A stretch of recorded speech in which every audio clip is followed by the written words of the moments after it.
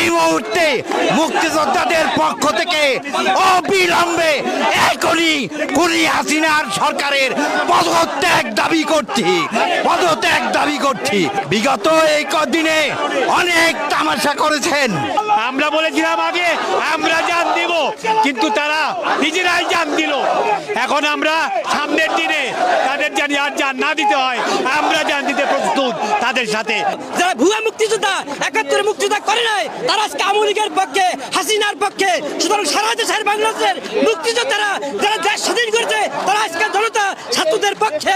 এই কথা আমরা বলতে পারি আপনাদেরকে, আমরা হাত দিয়ে গল করে হাত দিয়া। যে পর্যন্ত ছাত্রদের এই দাবি, আমাদের জনগণের ভোটারদের দাবি মানে না হইবে, সে পর্যন্ত হাসিনার পতনের পর্যন্ত আমরা শেষ পর্যন্ত দিয়ে আবার রক্ত দিয়ে আমরা মাঠে থাকবো ইনশাআল্লাহ। আমরা মুক্তিযোদ্ধারা কোনো কোটা চাই না, তবু আপনারা এই কোমলমতি শিশুদের বুকে গুলি করিয়েন না। ৭১ থেকে এই পর্যন্ত আমাদের যুদ্ধ থেমে নাই। আজকে বুকটা ভরে যায়, কিন্তু আমাদের কান্দাও আছে, গন্ধনও আসে। এত অল্প বয়সী প্রাণের ধ্বংস হলো এই একটা হত্যারও আমরা অন্যথায় যেতে দেব না। আমরা ৭১-এ যেই যুদ্ধ শেষ করতে পারি নাই, আমরা এই আমাদের কোমলমতি ছাত্রছাত্রীদের, শিক্ষার্থীদের মাধ্যমে সেটা আমরা ইনশাআল্লাহ পূরণ করব। আমরা এই মুহূর্তে ঘোষণা করছি, সারা দেশে যে সমস্ত মুক্তিযোদ্ধারা ৭১-এর রণাঙ্গনের মুক্তিযোদ্ধারা এখনো বেঁচে আছে, তাদেরকে করজোরে অনুরোধ করব, আপনারা এই কোমলমতি ছাত্রদের পাশে এসে দাঁড়ান। আমরা দাঁড়িয়েছি, ওদের পথ প্রদর্শকের ভূমিকায় আপনারা দাঁড়ান। আমরা দাঁড়িয়েছি, আমাদের পাশে এসে দাঁড়ান। আমরা খুনি হাসিনার পতন চাই। ১৯৭১ সালের রণাঙ্গনের মুক্তিযোদ্ধারা আমরা আজকে একত্রিত হয়ে কোমলমতি ছাত্রদের সাথে একত্রিত ঘোষণা করছি এবং তাদের রক্তের বদলা চাই। শেখ হাসিনা, এখনো সময় আছে, তুমি নীরব হও, এখনোই তুমি পদত্যাগ করো।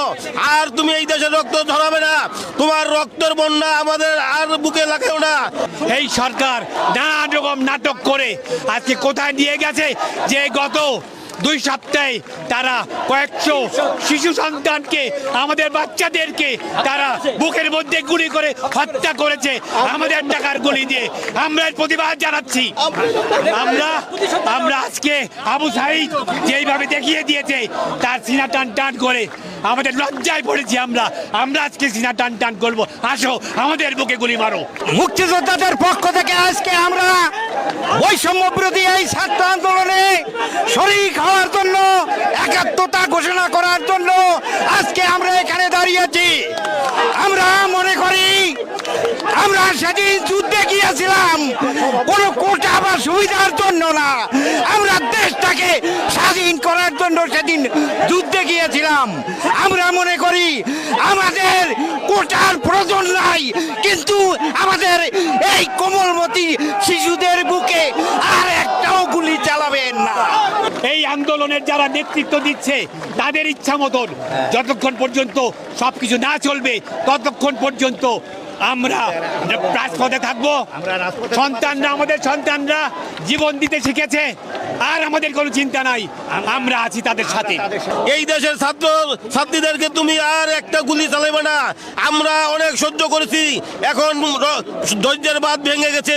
আমরা সবাই মুক্তিযোদ্ধারা একত্রিত হয়ে আজকে এই শহীদ মিনারের সামনে এসে ছাত্র জনতার সামনে সম্মুখীন হয়েছি। এই দেশে আর যেন কোনো গুলি চলে না। পুলিশ বাহিনীকে হুঁশিয়ার করে বলছি, আপনারা সবাই নিরপেক্ষ হন। ভারত হইতে সাবধান, ভারত থেকে সাবধান, রড থেকে সাবধান।